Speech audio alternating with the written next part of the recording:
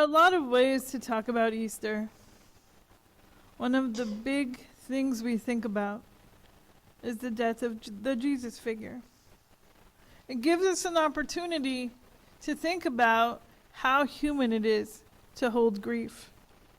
Grief is not only about loss. Grief is also about love that has nowhere to go. When someone we love is here, we share love. It goes back and forth. It lives in conversation, in gestures, in shared time, in the small, ordinary ways we show up for each other. And when that person is gone, all of that movement stops. But the love doesn't immediately stop. Love stays.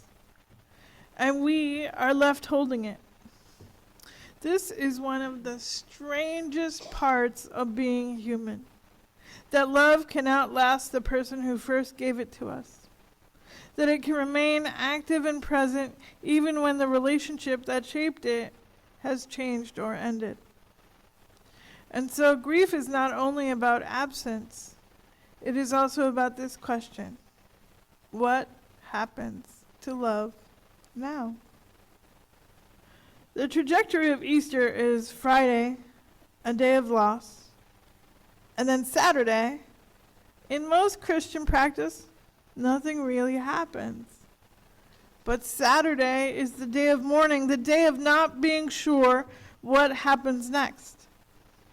Maybe the day before Saturday, the best thing we can say to each other is, I'm sorry. I'm sorry. Not in the way of apology, but in the way of compassion and shared sorrow. I'm sorry that the kindest, gentlest teacher, who didn't take any nonsense either, is dead. There had been that moment when maybe everything was going to be all right. There was a moment when Pilate said, it's clear that he's done nothing wrong, let alone anything deserving death. I'm going to tell him to watch his step and let him go. The crowd declined, and in a frenzy they said, kill him. There is a way that we are hopeful, that maybe we can miss the worst of it. Today, this word is for those of you who are in the middle of the worst of it. I'm sorry. Not like it's my fault, but I am sorry that it is happening this way. I am sorry that it hurts. I'm sorry that we can't go over and around grief, but that at times we must go through it. Of course, I have to add a note here and be clear that when I talk about no way through, I am not talking about harmful behavior that other people can enact. The way out there, as you can find it, is what keeps you safe. I'm talking more specifically about the grief that lives inside you, in your body and your skin. Sometimes, such as when we observe it, the grief can be for Jesus and for how long it's taking to build beloved community. Other times, you will know if this is you. The pain that you carry in your body will feel so thick and wet and heavy, you will wonder how you are meant to go on. It will feel as though there has been a death in the family, but in the most problematic and unresolvable way, the death is something important inside you. Holy Saturday is your holiday. There is no bright side to being dead. There is no solution. There is no infomercial selling a quick fix. If you would just only call now. But there might be a speck of curiosity. What now? What next? What's next? It turns out that even as you experience the dead feelings inside you, part of you has kept on.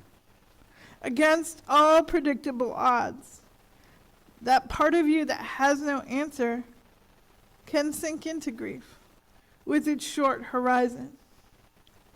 Know this, The problem with being alive is that it doesn't last forever. The point of Easter is that being dead doesn't last forever either. Even though the kindest, wisest teacher died, something remains. If that something had been obliterated, our sense of the observance of the day would be much different. It would simply end. One of the possibilities, because grief deserves its holy day, is that you can see what remains inside you. It might be a long healing journey that you undertake. It might not be all at once. On Easter morning, the angel asked the question, "Why are you seeking the living one in a place of the dead?" It might be that life, still and always, can come out of the place of the dead.